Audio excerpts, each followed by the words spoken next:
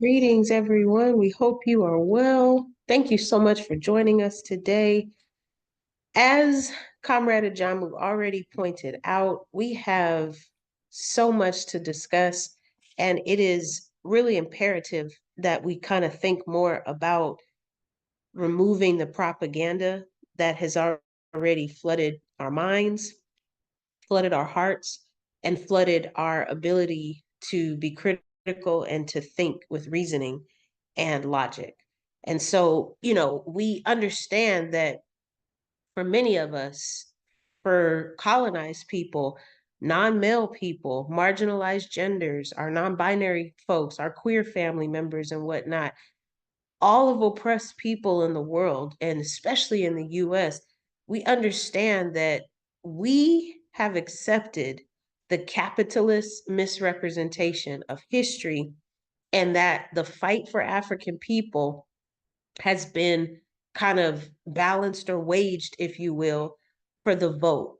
And we have also been propagandized to think about and understand that that's why voting is a moral responsibility for everyone, because being able to see voting in the US allows for elections to be considered a principal meaning, and that, we have nothing else to contribute to our people. And if we choose not to vote, then we are doing a strong disservice to our people.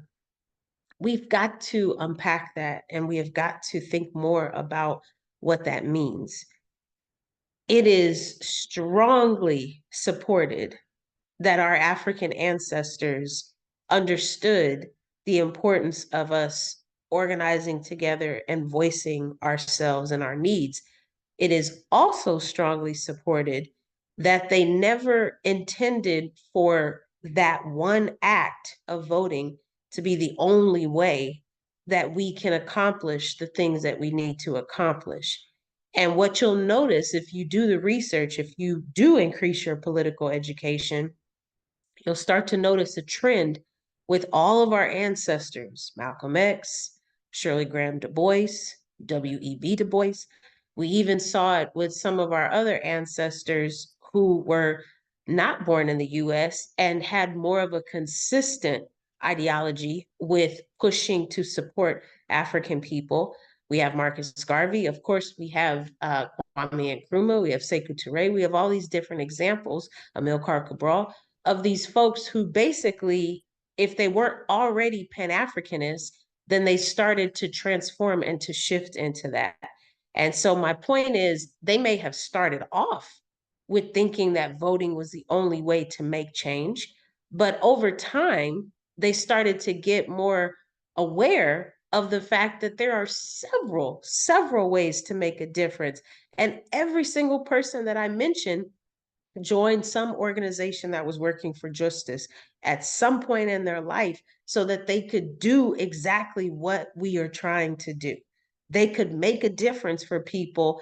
And notice how I said, maybe in addition to voting, if that's what they choose to do, but maybe not, because we understand that it's complete rhetorical BS to even assume that you could put that kind of pressure on someone, making them think that that's why they need to vote, because their ancestors died for them to do so, when that couldn't be farther from the truth. That was one particular method that our folks were trying to get for us, but that wasn't the only reason our ancestors died.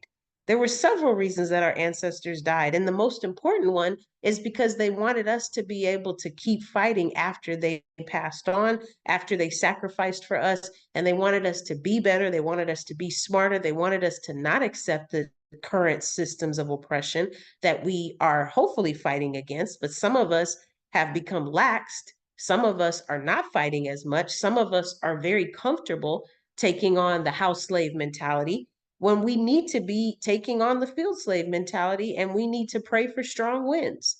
So the thing that we need to understand, you all, is who exactly is telling you that your ancestors died so that you could have the right to vote? Is it someone who benefits from the capitalist system and wants very much to support the capitalist system? So therefore, by you becoming the puppet that they need you to be, Are they able to now get more of their needs met by you doing what you need to do?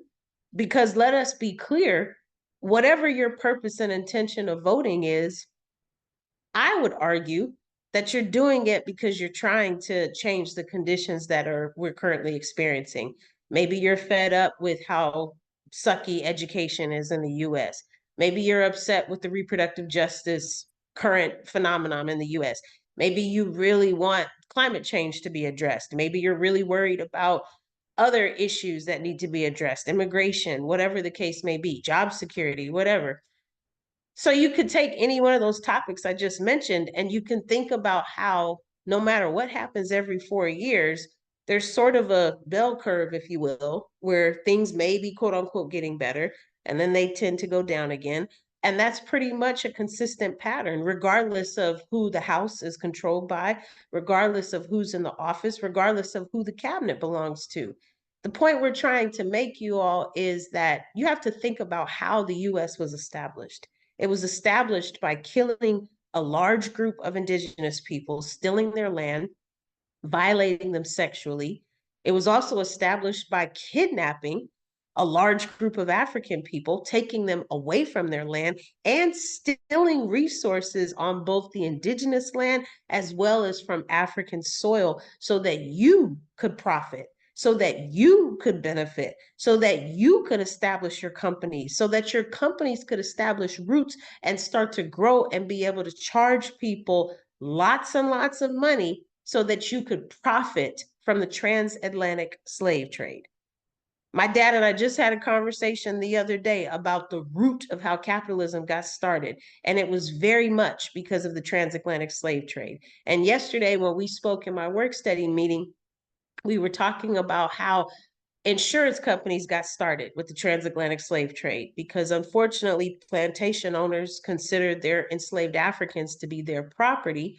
And just like you would insure your vehicle or you would insure your house, you didn't want anything to happen to your property, right? We also talked about how Masters Lock, the company that makes locks, was the first to create shackles. The comrades mentioned some other examples that I didn't even know about. And so the point we're making, you all, is that most of the things that we use, that we understand, that we bounce ideas off of one another, that we've come to accept, especially in the US, you have to understand it is rooted in some type of inhumane past, some type of inhumane past. It has violated a group of people in some way, shape, or form for it to be what we are currently using and for us to be able to normalize using it in the US, including how the US got its start. So if you're telling me that you voting for a different person every 4 years is going to make a difference, I'm going to find that hard to believe because I'm not seeing those same topics that I mentioned: education, reproductive justice, job security, climate change. I'm not seeing that, immigration. I'm not seeing those topics change so that the betterment of people can actually benefit. What I'm seeing is that we still have a class divide, which is very much how capitalism continues to stay fueled. And because we have a class divide, poor people are going to continue to be poor. Poor people are going to continue not to matter. Unhoused people are going to continue not to matter. Non-male people are going to continue not to matter. People who are not born with a silver spoon, people who don't have $100,000 of savings in their account, none of those things are going to matter, including if you're queer, including if you're differently abled. You are less than important if you have any of those identities that are attached to your person. And if you don't have those identities attached to your person and you have your stake in some type of private company that can profit and make money, then you still have sweat that you need to stress over because your now objective is to continue making money for that private corporation. That's what capitalism is. And the minute you stop making money for it, then you need to start to be worried. So it's not a just system is what I'm trying to say. It's not a healthy system is what I'm trying to say. So it doesn't matter who you vote for because the system itself is tainted.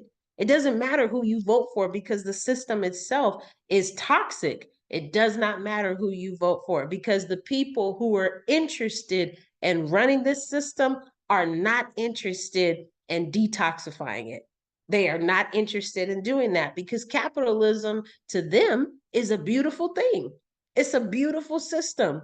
And I don't understand it for the life of me. I would do anything to deconstruct capitalism. I would do anything to tear it down. And I know there are several others out there who are like us who also want to tear it down, but we have our work cut out for us because our objective is to help persuade those who still feel like they need to protect it. It's not a system worth protecting. It does not deserve your protection. It dehumanizes people every single day and makes people feel like they are insignificant and that they are invaluable, not invaluable, unvaluable. So, because of that, why should we protect that? Why should we protect that when we're barely making ends meet and we're living paycheck to paycheck? And if you're not living paycheck to paycheck, it's only a matter of time because shrinkflation and inflation is going to continue to be a thing regardless of who's in office because the people who are making the products that we need are going to continue to need your money. So they're going to do by any means necessary to make sure that they get it. And they know that when you live in a winter element where the cold air is too deadly for you to not have heat, you're going to pay high money for that heating bill. They know that. They know that we don't have another option. We don't have organized resources to burn our own oil. We don't have organized resources to establish our own central heating on a grid that is powered by sun rays and things of that nature. They know that we only can look to the utility companies where we live. That's the reality, folks. That's the reality. And so we need to be very clear in understanding that none of this is a beautiful thing. None of this is pure heart. None of this is based on truth. None of it is based on justice. None of it is based on alliance or feeling like you are connected to someone. At the end of the day, it is all about which crook is less crooked to be put in office. And they both are supporting this capitalist system, which does not support you. That's the number one thing you have got to remember. Next slide, please.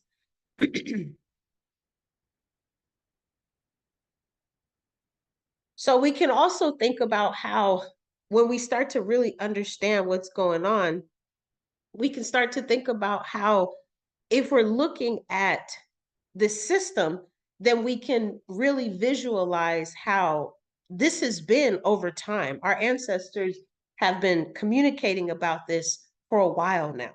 So we can start to see the history with our own lens, if you will. You know, we can think about our comrades in Lowndes County, right? Lowndes County Freedom Organization organizers. In Alabama in 1965, the original Black Panther Party, they understood that voting was simply a tactic, not the end all be all, a tactic. And when we look at the word tactic, we understand that's a tool that we could use to make a difference, but it is not the initial groundbreaking only solution that we have. Usually, when you have tactics, you have multiple options on ways that you could do something. And so, when we think about Africans who were arrested, we think about Africans who were beaten, harassed, terrorized, even killed for the vote in the US. Don't misconstrue that with thinking that's why they died so that we could vote. That's what propaganda will tell you because they are using you. You have got to understand that. So you have to think smarter than that. And you have to understand the US understood that propaganda and that angle that they could push. And clearly, the vote was simply a tactic to achieve freedom for us, a tactic, a tool, an opportunity that we could use as a method. The thing about methods is there's always more than one way to do something. And so it was never intended to be viewed as a principle, never intended to be viewed as an uncompromising principle. Because the thing about tactics is there are more than one way to do something. And so, again, when we think about what's the intention of voting, usually is to change the conditions of, like I said, education, reproductive justice, whatever that may be.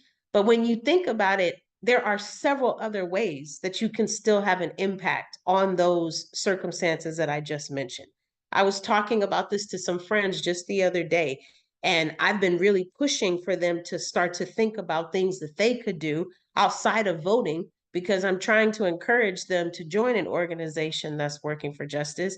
And if they're not ready to do that, at least as we prepare for this election in November, I'm trying to encourage them that they can at least start to think about other things that they could be doing. That way they can feel like they're making a difference. And so, I have one friend that's really interested in helping children that are not on reading levels and whatnot. And so, they were like, well, I got to vote, so we can improve the education. And I'm like, maybe. I said, but you also could do a background check, submit your paperwork, volunteer at the department. I can't even think of the name now. The district. You could volunteer for the district, and you could go to different schools and read to the kids. You could also donate books to different schools every month, and you could have a theme associated with the books that you're donating. And you could take time out from work and go and read to the kids. You could offer tutoring, phonetic spelling and phonetic sound spelling cards and whatnot. I mean, there's several ways that you can make a difference, and voting has nothing to do with that. You can call them tactics if you want. We don't care. But that's the point of a tactic, is that it's more than one way to do something. The same thing with reproductive justice. There are several things that a person could do to address that, because we cannot rely on capitalist people to determine the fatal outcome of African women and femme identifying bodies. We cannot. It is very clear they do not care about us. It is clear. So we should not expect them to. So we should start researching our own tactics on how to give birth to our children that does not rely on hospitals. There's no reason we should still be giving birth in hospitals. With the rates of maternal mortality, there is no reason. It makes no sense that that is the reality. And I'm saying that because I understand that we have insurance limitations. I understand that we have educational limitations. Not everyone knows what their options are. I totally get it. But at the same time, that's why we should be researching it. We should not just take what information is given to us and accept it. We should be critical, and we should be very interested in finding our own healthy ways to deliver our babies in a way where we feel affirmed, where we feel valued, where we feel listened to, and where we feel like there's a potential chance that we can survive this because of how affirmed we feel, because of how valued we feel, because of the fact that the provider actually let us finish our statement without cutting us off. Very simple, simple things like that. That means so much to us as African folks, as colonized folks, and as non-male folks, because we unfortunately are suffering from not only white supremacy and racism when it comes to delivering our children, but also patriarchy. So because of that, we need to seriously look at all our options. We also, if we're insistent on having hospital births, we should be looking at how we can find a way to make sure that we are doing all the research that we can do so that we know exactly what we're putting ourselves into. And so again, these are different tactics that we can apply, and it can be the same when you look at what voting means to you.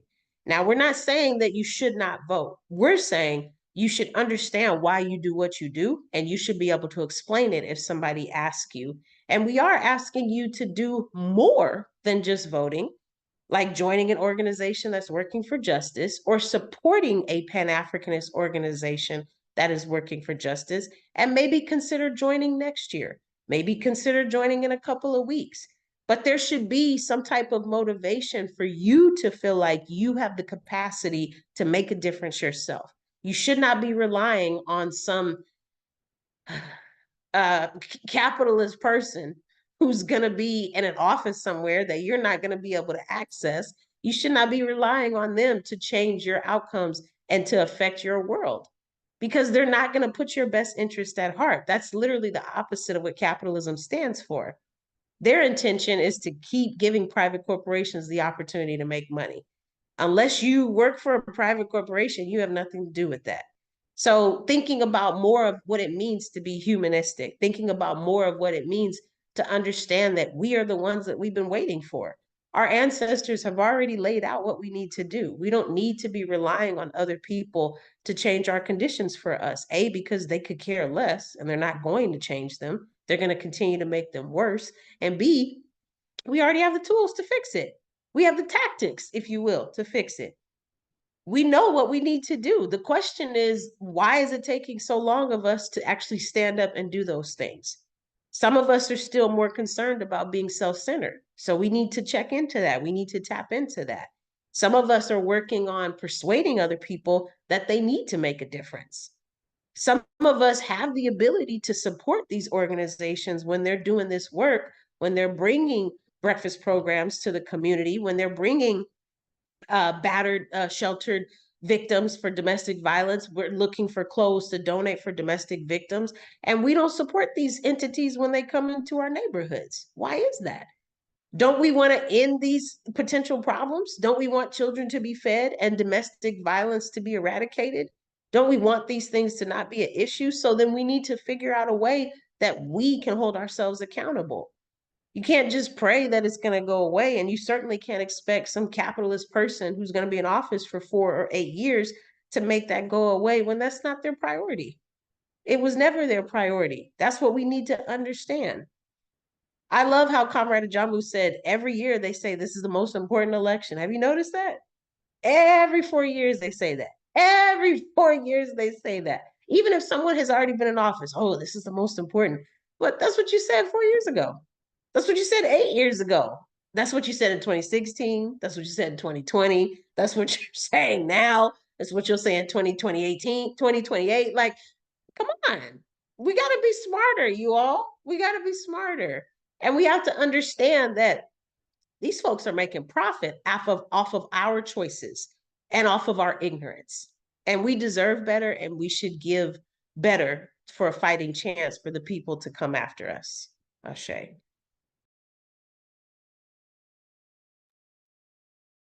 Ashe, obrigada, asantisada, midasi. Thank you very much, Shakura. And we're just going to continue on. We talk about understanding the U.S. electoral system, because this is, let me start by saying this, that we have to recognize today we are not the people we were 100 years ago. We just aren't. I mean, the capitalist system has worked over time to soften us. We're soft as butter now in 2024. We are soft as butter. And I'll give you an example. A couple of weeks ago, for my job, we were out at one of the prison facilities. I work for a labor union. We represent the workers who work for the state of California. And a lot of them work in these backward ass prison facilities, unfortunately. And so we were there, and we were there to, help people understand the importance of belonging to a union, the people that work there. And I know people don't really know much about labor unions. So, when I'd say, well, we were at a prison, they're like, well, what are you doing? Are you helping the people incarcerated? Well, I wish that we were, but that's not, this job. We represent the nurses that work in the prison, the custodians, the cooks, the IT people. Prisons are like little cities. So they have hundreds, sometimes thousands of people that work there. And we represent all of those people. We don't represent the prison guards. I don't know if I could work there if we did, but we represent pretty much everyone else. And so we were there talking to the people we represented. A lot of them have issues, and we help them with the issues. And that's what we go out there and do as a collective. And so we were sitting, and it was one of these days, I live here in California, near the San Joaquin Valley, the agricultural center, one of the agricultural centers on the planet Earth. And it's very hot here in the summer months. It's constantly triple-digit weather. It's dry heat, but it's hot. So this is one of those days when it was like 107, 108 degrees. And we were sitting there, and we were sitting under canopies, but it's still very hot.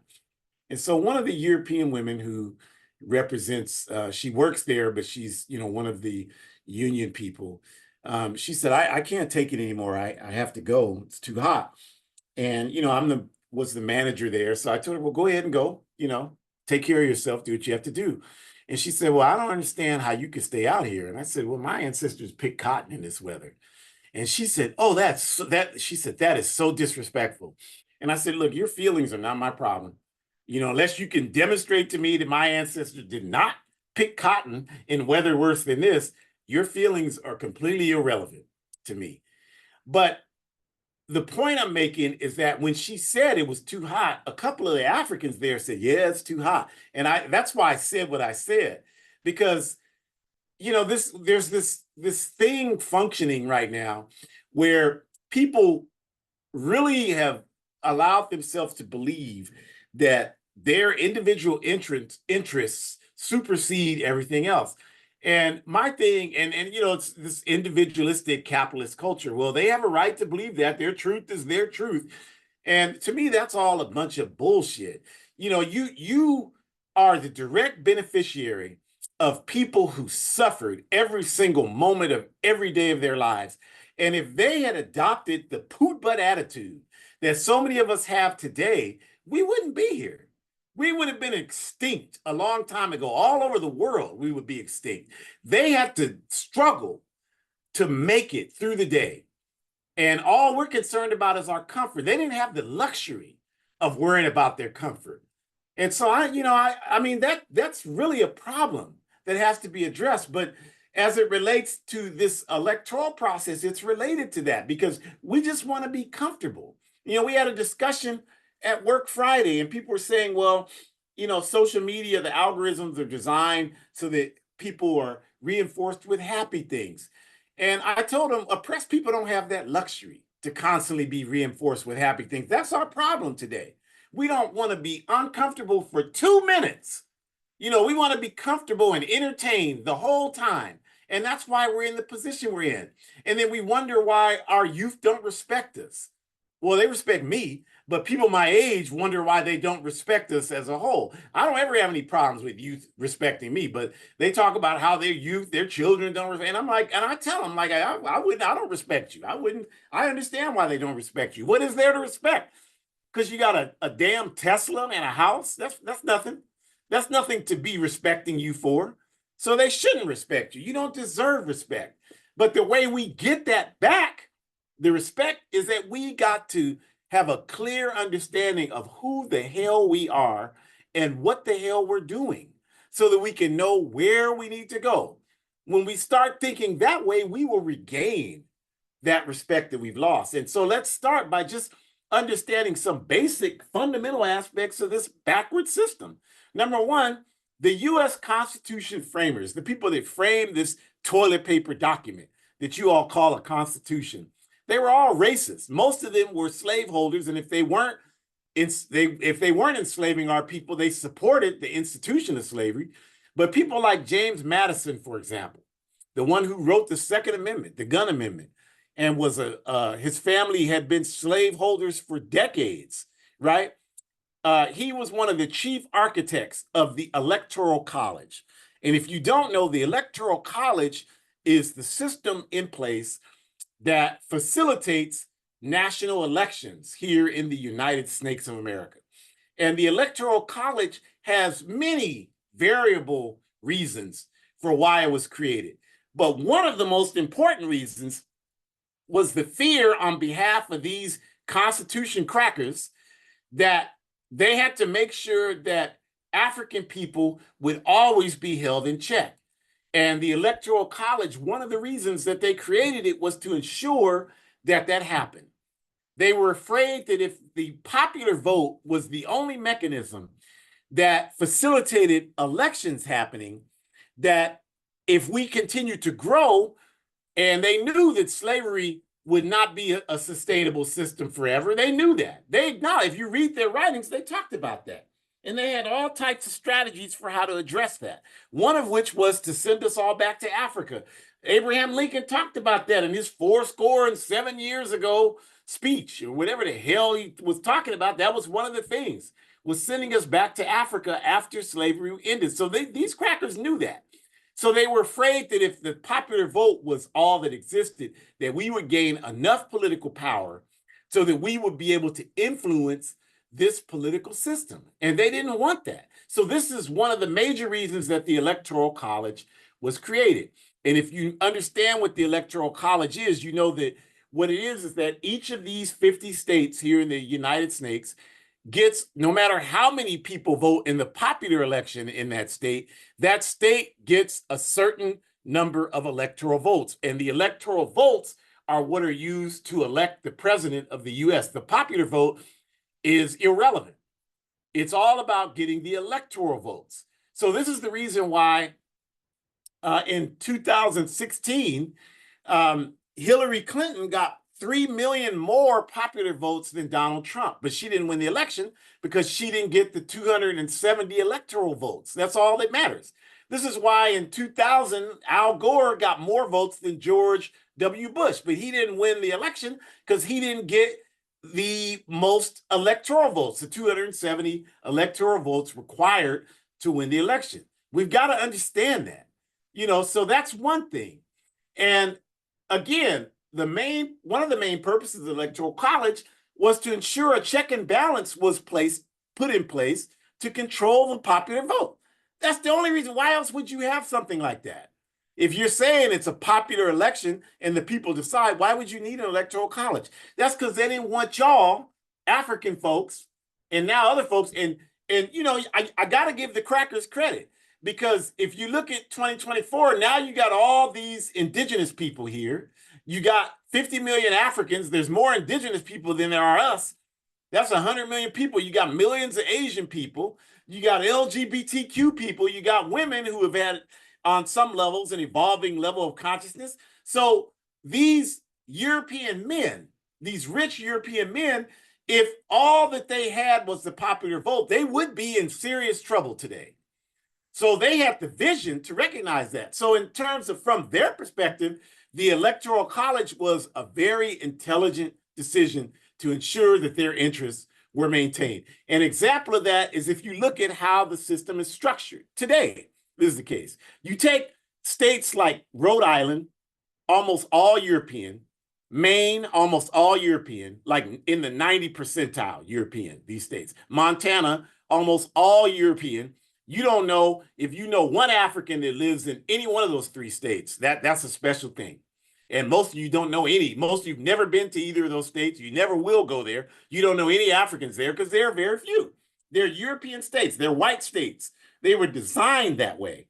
So those three states, for example, they have a combined population of 3.5 million people. They're small states. They're not largely populous states.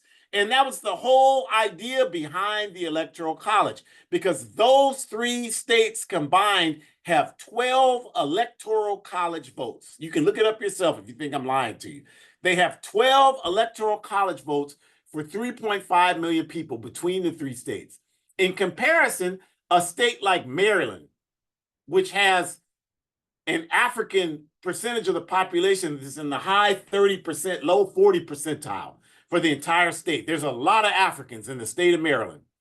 Today, that state has 5 million people, Maryland, more people than Rhode Island, Maine, and Montana combined. Yet, Maryland only has 10 electoral votes. So you see how the system, and I can go on down the line and show you this, it's rigged in a way so that the Electoral College is designed to benefit the states that have low European populations, but solid European voting blocks. And this was one of the focuses these constitutional crackers had when they put this election process together, when they wrote this constitution of theirs, this toilet paper document that they wrote. This is what they wanted to ensure was protected. And one of the good things is, I move to this slide, the only reason why I have the picture of Jesse Jackson's and his 1984 presidential campaign on the slide is because one of the few things that I feel like had merit about his presidential campaign in 1984 and 1988 is he did help bring awareness to the racist history of the Electoral College. And he wanted to try to ensure that the Electoral College ability to elect presidents was dismantled. They obviously did not accomplish that, but I think that was one of the admirable elements of the campaign, not because he was running for president. Please don't confuse what I'm saying, but because of that political education that his campaign initiated and carried out. It wasn't even discussed really on a mass scale before that, to help people understand how the Electoral College rigs the election in favor of ruling class European interests. Okay, So electoral politics, as El Hajj Malik El Shabazz, Malcolm X said, he talked about the ballot or the bullet in 1964. And electoral politics, as he talked about, it can be a useful political tactic. But the problem is what the capitalist system has done is it has convinced us that voting is a principle, which means we can never compromise on it. Nonviolence is a principle, which means we can never compromise on it. When the reality for any logically thinking person is voting is a tactic. But you got to understand the difference between principles and strategies and tactics. Principles are values that you never compromise. For me, a principle is Africa is primary. The United Snakes will never be primary for me over the continent of Africa. A principle is that socialism is the solution. You will never see me live long enough to say that, well, maybe we should try capitalism. A principle you never compromise. For you, a principle might be, I will never place any money above my family. You can never compromise that. You can't say, well, I will never place money above my family, but I can get this Tesla over here if I snitch on my brother. Then that's not a principle for you, putting your family over money. It's a tactic, and you use it based on its effectiveness. And when it wasn't effective in helping you get that Tesla, you didn't use it. So voting is a tactic, y'all. It's not a principle. The capitalist system has convinced us it's a principle. Nonviolence is a tactic, you all. It's not a principle. The capitalist system has convinced you that it's a principle. So we have to understand that this is what Malcolm was telling us in his ballot or the bullet speech. And also, any electoral politics that we engage in has to be backed by a mass movement. What we're doing right now is absurdity. We're voting for crackers, graham crackers, and we're hoping and praying that we get something out of it. Now, this woman here, Kamala Harris, she's already said publicly, I'm not going to just do anything just for Black people. That's a quote from her. I didn't say that. That's what she said. She just said that a couple of weeks ago. She's telling you, Negroes, kiss my Black ass and cast your vote for me. And maybe something that I'm doing for everybody else will benefit you, maybe not. But kiss my Black ass and vote for me. She's telling you that. So the question has to be, how do we ensure that we have power as a people? And the way we do that, the reason why she can talk to us like that, and Obama talked to us the exact same way, and the reason why they can do that is two reasons. One, because we are so insane in the head, we are totally motivated by symbolic representation. Individuals advancing within the capitalist system. For a lot of us, we see that as progress. So we think that because this individual is president of the US, that's progress for our people. So we will accept anything they do because we're sold on the symbolism of their existence and the position they occupy. But it does nothing to advance the masses of people. We have to have a mass movement. And this picture on the screen, if you're looking at it, and you should be, it's Malcolm and Martin. But most people have seen the picture but don't have any clue what's happening in the picture. The picture was taken in June of 1964 in Washington, D.C. at the Capitol building. They were debating the Civil Rights Bill of 1964. The legislators were. And Malcolm was there to critique the contradictions in the U.S. electoral process, as he should have been, because a lot of what he has said has helped us gain the consciousness we have on this subject today. So thank God for him and those like him. Dr. King was there, respectfully, to meet with the legislators and to tell them, if you don't vote for this bill, we're going to run you out of office and make your life miserable. But they had to listen to King because King had a mass movement behind him. And those crackers knew that. And he did everything he could to constantly remind them of that. You ain't got no movement behind you. You go to them, you run up to them, you see these politicians, you run up to them, and they tell you whatever the hell they have to tell you to get you out their face. And you never hear anything else again about what you talked about, because they don't have to be accountable to you. You have no way to hold them accountable. You don't have a movement. That's your problem. So if there's a mass movement, then voting as a tactic makes a lot more sense. And that's what we need to understand about Malcolm X when he said, by any means necessary. That means that as oppressed people, everything has to be on the table. All tactics have to be on the table. We can't just say, well, this is the only thing that we can do. And the reason why oppressed people need all tactics available to us at all times is if you deny this, then you're making the argument that the Student Nonviolent Coordinating Committee, the Black Panther Party, Marcus Garvey's Universal Negro Improvement Association, Malcolm X, the Nation of Islam, the African Party for Independence of Guinea-Bissau, the Convention People's Party in Ghana, the Land and Freedom Movement of the Mau Mau in Kenya, the Workers' People's Party in Guyana. You're saying all of these organizations, the Pan-Africanist Congress in Tanzania, all of these organizations have never accomplished anything because their primary focus was not around electoral politics. So if you say that, well, if you're not voting, you're not doing anything, you're saying that they haven't done anything. And if you're saying that, well, that was good then, but now we need to focus on electoral politics, you can't make that argument because you're not even accomplishing as much now in 2024 with electoral politics as you did during the 60s when you had a movement. At least during the 60s, you had national legislation that at least symbolically was in your favor. We're revolutionaries, so we're not arguing that we made progress in the 60s. Don't be confused. But what I'm saying is, at least in the 60s, the crackers felt that they at least had to give you the impression that you're making progress. At least they passed the Civil Rights Bill in 1964. They passed the Voting Rights Act in 1965. They pushed affirmative action forward. Now you're not getting a damn thing, and they'll tell you to your face, Negro, get your black ass out my face, or I'll have security removed. You don't even have anything that you can point to, even on a symbolic level now. And y'all still keep, if I was them, I would take you for granted too. If you're in a relationship with someone and they keep disrespecting you, all you keep doing is coming back, knocking on their door, begging for them to accept you, then you can't complain when they treat you like trash because you're acting like trash. You're not acting like a people with dignity. And the only way you can have dignity in the U.S. capitalist electoral process is you have to have a movement that holds the capitalist system accountable, at least on the level of reform. This is not our politics, but I'm saying if you're going to do this, this is the correct way that it has to be done, right?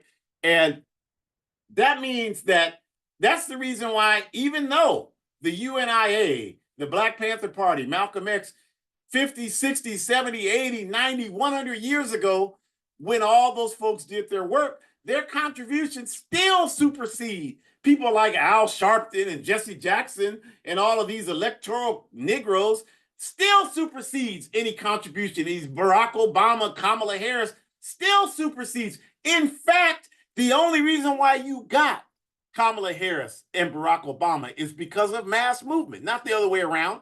You didn't vote your way into anything. You got the vote through mass struggle. And the people who sacrificed their lives to get you the vote, they have told you, if you took 5 minutes to study their words, that you have to have a mass movement to make any progress. But you have turned a blind eye and ear to them, and you instead choose to listen to our enemies who are telling you, no, don't worry about any of that. Just vote within our system. That's it. And somehow, some way, you'll make some progress. It'll be the next. If it's not this election, it's the next one. If it's not that one, it's the next one. You'll be 100 years old and dead, and you'll still be looking at the same simple, silly, stupid reality that we face. And what is that reality? Mass incarceration. Check. It hasn't been reduced under these Negroes being. If you go back to 1960, we had zero. I'm talking about African people. Zero, and every other colonized people. Zero elected officials in this country. We had zero in 1960. In 2024, we have hundreds of people in U.S. Congress, at least in the hundreds. We've had governors. We have thousands of state and local elected officials. But mass incarceration has gotten worse since 1960. It hasn't gotten better, although we have these individuals in these political positions within the capitalist system. It's gotten worse. Our health disparities haven't gotten better since 1960. They've gotten worse. We're worse health-wise. That's a fact. That's a statistical fact. Shakura knows that. She can jump in and correct me if I'm lying right now. Our health disparities, she's the expert in this area. I'm not the expert, but I have a brain and I can study and understand what the hell is happening with our people. Our health disparities are worse today than they were in 1960. Our education is worse. And even some of you Negroes know that because you argue that we had better education under Jim Crow racist segregation. And although I don't agree with the way you argue about segregation, I understand what the truthful element of the argument should be, because I look at my father, who never went to college and barely graduated high school, but his entire school life was in Jim Crow segregated Louisiana. But I watched this man go to the supermarket, buy up 2 carts of groceries with no calculator and had the tax and everything added in his head. Now, I can't do that. I got to have a machine to do that for me. I watched this man because his education, and I asked him about it, and he said, well, the teachers I had lived in our community because it was segregated. My family knew them. We knew them. We knew each other. They cared about us. They babysat us when we weren't in school. Whereas when I was growing up, we were bused to these European schools that were not in our communities. The people in the communities didn't want us there, and the teachers treated us like we were prisoners in a prison yard. They didn't give a damn about our education. So, yeah, of course, education today is worse. Even with these Negroes in elected office making us all these promises, it's still worse. And our disorganization, meaning our ability to correct any of this, is worse. Everything is worse. You can't name one thing about African people in this country that's better today than it was in 1960. You can't name anything that's better today than it was in 1960. You can't name a damn thing. So your analysis about, well, we gotta vote, you sound like a damn fool if that's all you have to give us and you don't have any of these other things that we're talking about. And it's just so important. We cannot confuse political power with symbolic power. They are 2 completely separate things, and we confuse these things. So we have to gauge the question, how do we get tactical progress with electoral politics? We've talked about that. And we can never forget that the masses of people make history, not individuals. So just because individuals become president, that's not progress for the collective masses. That means nothing for the collective masses.